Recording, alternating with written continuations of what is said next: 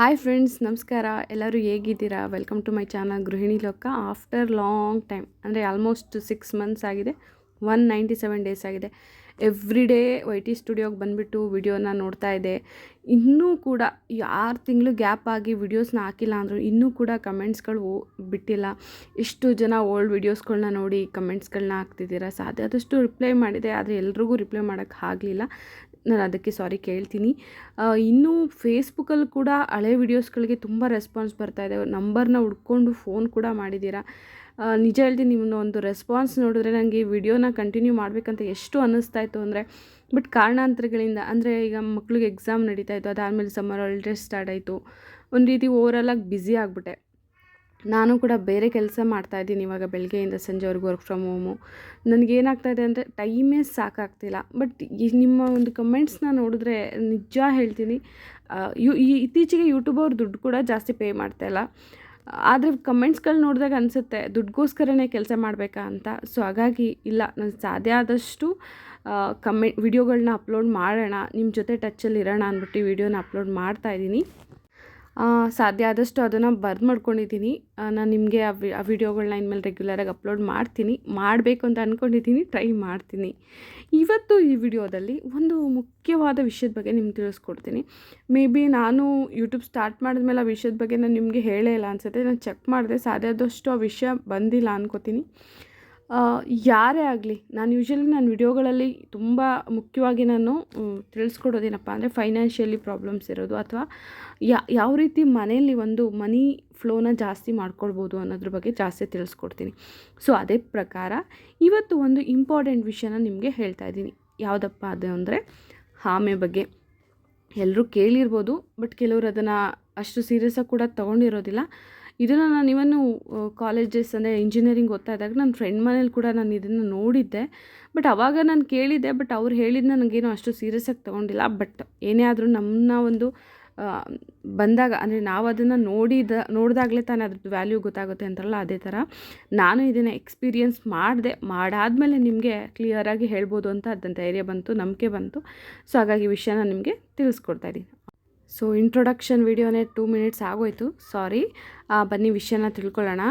ನಿಮಗೆ ಪಿಕ್ಚರ್ ನೋಡಿದ ತಕ್ಷಣ ಗೊತ್ತಾಯಿತು ಅನಿಸುತ್ತೆ ಈ ಒಂದು ವಾಸ್ತು ಆಮೆ ಬಗ್ಗೆ.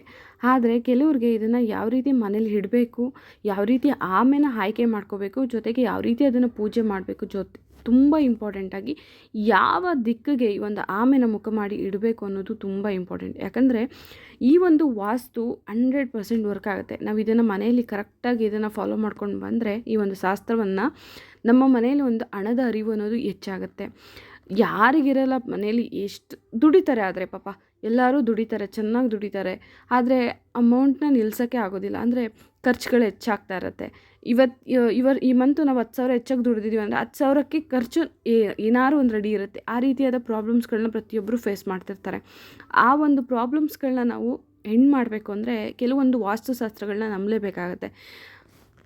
ಅದರಲ್ಲಿ ಈ ಒಂದು ಆಮೆಯ ವಾಸ್ತು ಕೂಡ ತುಂಬ ತುಂಬ ಪ್ರಮುಖ ಪಾತ್ರವನ್ನು ವಹಿಸುತ್ತೆ.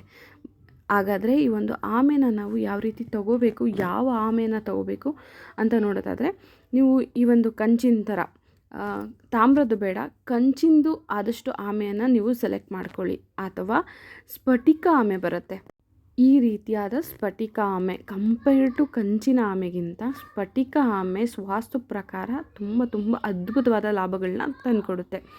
ಇದು ಎಲ್ಲ ದೇವಸ್ಥಾನಗಳಲ್ಲಿ, ಅಂದರೆ ಮೇಯ್ನಾಗಿ ಕ್ಷೇತ್ರ ದೇವಸ್ಥಾನಗಳಲ್ಲಿ ಅಥವಾ ಈ ಒಂದು ಪೂಜೆ ಸಾಮಗ್ರಿಗಳು ಸಿಗುತ್ತಲ್ಲ, ಆ ಅಂಗಡಿಗಳಲ್ಲೂ ಕೂಡ ಇದು ಸಿಗುತ್ತೆ. ಅಮೆಝಾನು, ಆನ್ಲೈನ್ ಶಾಪಿಂಗಲ್ಲೂ ಮಾಡ್ಕೋಬೋದು. ಬಟ್ ಆದರೆ ನಮಗೆ ಸೆಲೆಕ್ಟ್ ಮಾಡಬೇಕು ಅಂತಂದರೆ ಡೈರೆಕ್ಟಾಗಿ ಹೋಗಿ ತೊಗೊಂಡು ಬರೋದೇ ಸರಿ. ಯಾಕಂದರೆ ಆಮೆಯಲ್ಲೂ ನಾವು ಸೆಲೆಕ್ಟ್ ಮಾಡೋದು ತುಂಬ ಇಂಪಾರ್ಟೆಂಟ್ ಆಗುತ್ತೆ. ಏನು ಹಾಗಾದರೆ ಆಮೆನ ಯಾವ ರೀತಿ ಸೆಲೆಕ್ಟ್ ಮಾಡ್ಕೋಬೇಕು ಅನ್ನೋದಾದರೆ, ಈ ರೀತಿಯಾಗಿರಬೇಕು ನೋಡಿ. ಈ ಪಿಕ್ಚರಲ್ಲಿ ಕ್ಲಿಯರಾಗಿ ಕಾಣಿಸ್ತಾ ಇದೆ. ಆಮೆಯ ಕಾಲುಗಳನ್ನ ಎತ್ತಿದೆ, ಅಂದರೆ ಅದು ಕೂತಂಗೆ ಕಾಣಿಸ್ತಾ ಇಲ್ಲ ನಿಮಗೆ. ಅಥವಾ ಆಮೆ ಕೆಳಗಡೆ ಕೂತ್ಕೊಂಡಾಗ ಕಾಲು ಫುಲ್ಲು ನಿಮಗೆ ಅಷ್ಟು ಕಾಣಿಸಲ್ಲ. ಆ ರೀತಿಯಾದ ವಿಗ್ರಹಗಳು ಬರುತ್ತೆ. ಈ ರೀತಿಯಾಗಿ ಸ್ವಲ್ಪ ಕಾಲು ತುಂಬ ಎತ್ತದಿಲ್ಲ ಅಂದರೂ ಸ್ವಲ್ಪ ಅದ್ರ ಕೆಳಗಡೆ ನಿಮಗೆ ಬೆಳಕು ಕಾಣಿಸ್ಬೇಕು. ಆಮೆ ಫುಲ್ ತಳಭಾಗದಲ್ಲಿ ಕೂತ್ಕೋಬಾರ್ದು. ಅದ್ರ ಕೆಳಗಡೆ ಸ್ವಲ್ಪನಾದರೂ ಒಂದು ಬೆಳಕು, ಒಂದು ಲೈನಷ್ಟಾದರೂ ಗ್ಯಾಪ್ ಇರಬೇಕು. ಯಾಕಂದರೆ ಆ ಒಂದು ಹಣದ ಅರಿವು ನಮಗೆ ಇರಬೇಕು ಅಂದರೆ ಆಮೆ ಚಲಿಸುವ ರೀತಿಯಲ್ಲಿ ಇರಬೇಕು. ಅದು ಸ್ಥಗಿತವಾಗಿ ಕೂತಿರೋ ರೀತಿಯಾದ ಆಮೆಗಳನ್ನ ತೊಗೊಳ್ಬಾರ್ದು. ಇದನ್ನು ನಾವು ತಪ್ಪು ಮಾಡ್ತೀವಿ. ಎಷ್ಟೋ ಜನ ಈ ತಪ್ಪು ಮಾಡಿಬಿಟ್ಟು ತಂದಿಟ್ಟಿರ್ತಾರೆ, ಬಟ್ ಏನೂ ನಮಗೆ ಯೂಸಸ್ ಆಗ್ತಾಯಿಲ್ಲ ಅಂತ ಕೂಡ ಹೇಳ್ತಾರೆ. ಸೊ ಹಾಗಾಗಿ ಚಲಿಸುವಂಥ ಆಮೆನ ಇರಬೇಕು. ಆ ರೀತಿಯ ಆಮೆನ ನೀವು ಸೆಲೆಕ್ಟ್ ಮಾಡಿ ತರಬೇಕು ಅಂದರೆ ಆದಷ್ಟು ನೀವೇ ಸ್ವತಃ ಶಾಪ್ಗಳಿಗೆ ಹೋಗಿ ಈ ಒಂದು ಆಮೆನ ಸೆಲೆಕ್ಟ್ ಮಾಡ್ಕೊಂಡು ತೊಗೊಬನ್ನಿ. ಅದು ಸ್ಫಟಿಕ ಆಗಿರ್ಬೋದು, ಕಂಚಿಂದಾಗಿರ್ಬೋದು, ಬಟ್ ಆದರೆ ಚಲಿಸುವ ರೀತಿಯಲ್ಲಿ ಆಮೆ ಇರಬೇಕಾಗತ್ತೆ. ಇನ್ನು ಈ ಆಮೆನ ಯಾವ ದಿನ ಖರೀದಿ ಮಾಡಿದ್ರೆ ಒಳ್ಳೆಯದು ಅಂತ ಅನ್ನೋದಾದರೆ ಗುರುವಾರ ಮತ್ತು ಶುಕ್ರವಾರ ಅತ್ಯಂತ ವಿಶೇಷವಾದ ದಿನ. ಈ ಒಂದು ಗುರುವಾರ ತುಂಬ ವಿಶೇಷವಾಗಿದ್ದು ಆ ಒಂದು ದಿನ ನೀವು ಆಮೆನ ವಿಗ್ರಹವನ್ನು ತರ್ಬೋದು. ಅಥವಾ ಶುಕ್ರವಾರ ನಾವು ಮಹಾಲಕ್ಷ್ಮಿಗೆ ಪ್ರಾಮುಖ್ಯತೆ ಕೊಡೋದ್ರಿಂದ ನೀವು ಅವತ್ತು ಕೂಡ ಈ ಒಂದು ಆಮೆನ ಮನೆಗೆ ತರ್ಬೋದು. ಅದರಲ್ಲೂ ಈ ಒಂದು ಅಮಾವಾಸ್ಯೆ ದಿನ ಕೂಡ ಆಮೆನ ಮನೆಗೆ ಖರೀದಿ ಮಾಡ್ಕೊಬರೋದು ತುಂಬ ವಿಶೇಷ. ಒಮ್ಮೆ ಈ ಒಂದು ಆಮೆನ ಮನೆಗೆ ತೊಗೊಂಬರ್ತೀರಾ ಅಂದಮೇಲೆ ಅದನ್ನು ನೆಕ್ಸ್ಟ್ ಯಾವ ರೀತಿ ನೋಡ್ಕೋಬೇಕು ಅಥವಾ ಯಾವ ರೀತಿ ಅದನ್ನು ಸ್ಟೆಪ್ನ ಫಾಲೋ ಮಾಡಿ ಪೂಜೆಗೆ ಇಡಬೇಕು ಅನ್ನೋದಾದರೆ, ಫಸ್ಟು ನೀವು ಎಲ್ಲಿಂದನೇ ತೊಗೊಂಡು ಬನ್ನಿ, ಸ್ವಲ್ಪ ಟರ್ಮರಿಕ್ ಹಾಕಿಬಿಟ್ಟು, ಅಂದರೆ ನೀರಲ್ಲಿ ಯಾವುದಾದ್ರು ಒಂದು ದೊಡ್ಡ ಪಾತ್ರೆ ತೊಗೊಂಡು ಅದರಲ್ಲಿ ನೀರು ಹಾಕಿ ಅದಕ್ಕೆ ಅರಿಶಿನ ಪುಡಿ ಹಾಕಿ ಆ ಒಂದು ಆಮೆನ ಆ ನೀರಲ್ಲಿ ಡಿಪ್ ಮಾಡಿ ಇಡಬೇಕು. ಅದರಿಂದ ಏನಾಗುತ್ತೆ ಅಂತಂದರೆ ಯಾವುದೇ ರೀತಿಯಾದ ನೆಗೆಟಿವ್ ಅಥವಾ ಸಣ್ಣ ಪುಟ್ಟ ಲೋಪದೋಷಗಳಿದ್ದರೂ ಆ ವಿಗ್ರಹದಲ್ಲಿ ಅದು ನಿವಾರಣೆ ಆಗುತ್ತೆ. ಒಮ್ಮೆ ನೀವು ಅರಿಶಿನದ ನೀರಲ್ಲಿ ಒಂದು ಆಮೆನ ಡಿಪ್ ಮಾಡಿ ಆದಮೇಲೆ ಅದನ್ನು ತೊಗೊಂಡು ಶುದ್ಧವಾದ ನೀರಲ್ಲಿ ವಾಶ್ ಮಾಡಿ ಒಂದು ಬಟ್ಟೆನ ತೊಗೊಂಡು ಚೆನ್ನಾಗಿ ಒರೆಸಿ ಅದಕ್ಕೆ ಏನು ಮಾಡಬೇಕು, ಸಣ್ಣದಾಗಿ ಗಂಧವನ್ನು ಹಚ್ಚಬೇಕಾಗತ್ತೆ. ಕುಂಕುಮ ಹಚ್ಚೋದಿಲ್ಲ ಅಂದರೆ ಜಸ್ಟ್ ಒಂದು ಸಣ್ಣ ಗಂಧವನ್ನು ಸಣ್ಣದಾಗಿ ಹಚ್ಚಿ ಅದನ್ನು ನೀವು ಯಾವ ರೀತಿ ಪ್ರತಿಷ್ಠಾಪನೆ ಮಾಡಬೇಕು ಅನ್ನೋದಾದರೆ, ಒಂದು ಪ್ಲೇಟ್ನ ತೊಗೊಳ್ಳಿ. ಅದು ಕಂಚಿನ ಪ್ಲೇಟ್ ಆಗಿರ್ಬೋದು. ಇತ್ತೀಚೆಗೆ ಆಮೆ ಜೊತೆ ಪ್ಲೇಟು ಕೊಡ್ತಾರೆ. ಸೊ ಹಾಗಾಗಿ ನಿಮಗೆ ಆ ಅದೇ ಪ್ಲೇಟ್ನ ನೀವು ಯೂಸ್ ಮಾಡ್ಕೊಳ್ಬೋದು. ಸ್ಫಟಿಕ ಆದರೆ ಸ್ಫಟಿಕ ಪ್ಲೇಟೇ ಕೊಡ್ತಾರೆ, ಕಂಚಿನ ಪ್ಲೇಟ್ ಕೊಡ್ತಾರೆ. ಅದನ್ನು ಕೂಡ ನೀವು ವಾಶ್ ಮಾಡಿ ಏನು ಮಾಡಬೇಕಾಗತ್ತೆ, ಅದ್ರ ಒಳಗಡೆ ನೀವು ಸಣ್ಣದಾಗಿ ಒಂದು ಚೌಕಾಕಾರದಲ್ಲಿ ಒಂದು ರೆಡ್ ಬಟ್ಟೆಯನ್ನು ನೀವು ತೊಗೋಬೇಕಾಗತ್ತೆ. ನೀವು ಇನ್ನೊಂದು ಆಪ್ಷನ್ ಇದೆ, ಅದನ್ನು ಹೇಳ್ತೀನಿ. But first option best option ಅಂದರೆ ಒಂದು ರೆಡ್ ಕಲರ್ ಇರುವಂಥ ಬಟ್ಟೆನ ತೊಗೊಳ್ಳಿ. ಆ ಬಟ್ಟೆ ಮೇಲೆ ನೀವು ಮುಖ್ಯವಾಗಿ ಕೆಲವೊಂದು ನಾಣ್ಯಗಳನ್ನ ಹಾಕಬೇಕಾಗತ್ತೆ. ಇದನ್ನು ಮರೆಯೋ ಆಗಿಲ್ಲ. ಸ್ವಲ್ಪ ಆದರೂ ನಾಣ್ಯಗಳನ್ನ ನೀವು ಆ ಒಂದು ಬಟ್ಟೆ ಮೇಲೆ ಹಾಕಿ, ಅಥವಾ ಒಂದು 100 ರೂಪಾಯಿ ದುಡ್ಡು ಅಥವಾ ಒಂದು 20 ರೂಪಾಯಿ ನೋಟು ಅಥವಾ ಒಂದು 50 ರೂಪಾಯಿ ನೋಟು ಜೊತೆಗೆ ಒಂದೇ ಒಂದು ನಾಣ್ಯವನ್ನು ಹಾಕಿ ಅದ್ರ ಮೇಲೆ ನೀವು ಈ ಒಂದು ಆಮೆನ ಕೂರಿಸಿ ನಂತರ ನೀವು ಅದನ್ನು ಪೂಜೆಗೆ ಇಡಬೇಕಾಗತ್ತೆ. ಇನ್ನು ಈ ಸ್ಫಟಿಕ ಆಮೆನ ನಾವು ಮುಖ್ಯ ದ್ವಾರದಲ್ಲಿ ಇಡೋ ಆಪ್ಷನ್ ಇದೆ. ಇಡ್ತೀವಿ, ನಾವು ಓಡಾಡದೇ ಇರೋ ಜಾಗದಲ್ಲಿ ನಾವು ಇಡ್ತೀವಿ ಅನ್ನೋದಾದರೆ ನೀವೇನು ಮಾಡಬೇಕು, ಆ ಒಂದು ಸ್ಫಟಿಕ ಅಥವಾ ಕಂಚಿಂದಾಗಿರ್ಬೋದು ಅದನ್ನು ನೀವು ನೀರೊಳಗಡೆ ಇಟ್ಟು ಆ ನೀರೊಳಗಡೆ ಸ್ವಲ್ಪನೇ ಅಕ್ಷತೆ ಹಾಕಿ ನೀವೇನು ಮಾಡಬೇಕು, ಅದನ್ನು ಮನೆಯ ಮುಖದ್ವಾರದ ಹತ್ರ ನೀವು ಇಡ್ಬೋದು. ಆದರೆ ಆ ಮುಖ್ಯ ದ್ವಾರದ ಹತ್ರ ಆಮೆಯ ಮುಖ ಮನೆ ಒಳಗಡೆ ಬರೋ ರೀತಿಯಾಗಿ ನೀವು ಇಡಬೇಕಾಗತ್ತೆ. ಆಚೆ ಹೋಗೋ ರೀತಿಯಲ್ಲ, ಮನೆ ಒಳಗೆ ಬರೋ ರೀತಿಯಾಗಿ ನೀವು ಇಡಬೇಕಾಗತ್ತೆ. ನೀವು ಪೂರ್ವ ಬಾಗಿಲಾಗಿದ್ದು ಅಕಸ್ಮಾತ್ ಮನೆ ಒಳಗಡೆ ಅನ್ನೋದಾದರೆ ಅದು ಆಮೆಯ ಮುಖ ಪಶ್ಚಿಮ ನೋಡುತ್ತೆ, ಆ ರೀತಿ ಇಡ್ಬೋದಂದರೆ ತೊಂದರೆ ಇಲ್ಲ. ಮುಖ್ಯ ದ್ವಾರದ ಬಳಿ ನೀವು ಈ ರೀತಿಯಾಗಿ ಕೂಡ ಇಡ್ಬೋದು. ಇನ್ನು ಈ ಒಂದು ಆಮೆಯನ್ನು ಯಾವ ರೀತಿ ಪೂಜೆ ಮೇಂಟೈನ್ ಮಾಡ್ಕೊಂಡು ಹೋಗಬೇಕು ಅನ್ನೋದಾದರೆ, ಪ್ರತಿ ಗುರುವಾರ ನೀವು ಬೇರೆ ದಿನ ದೀಪ ಹಚ್ತಿರೋ ಅಥವಾ ಈ ಪೂಜೆ ಮಾಡ್ತಿರೋ ಇಲ್ಲೋ ಗೊತ್ತಿಲ್ಲ, ಪ್ರತಿ ಗುರುವಾರ ಈ ಒಂದು ಆಮೆನ ನೀವು ಶುದ್ಧ ಮಾಡಬೇಕಾಗತ್ತೆ.